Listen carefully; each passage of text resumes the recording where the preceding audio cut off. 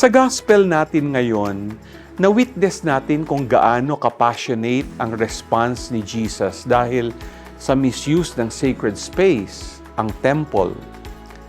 Pinaalis niya ang mga taong nagsasamantala sa kabanalan nito para sa pansariling kapakinabangan, reminding us of the need for genuine reverence and devotion.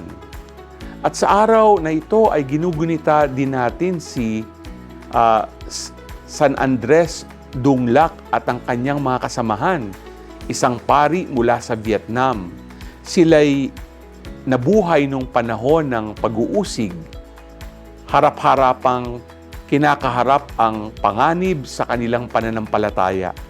Sa kabila ng mga pagsubok, nanatili silang matatag sa kanilang pagmamahal at debosyon kay Kristo, gaya ng ginawa ni Jesus.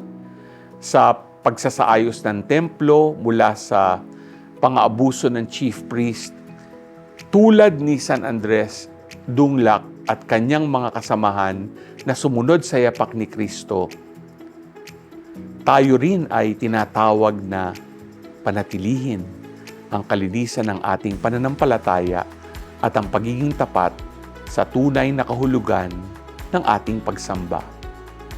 Ikaw ba?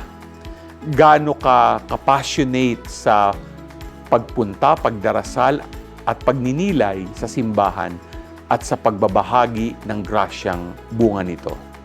G ka ba?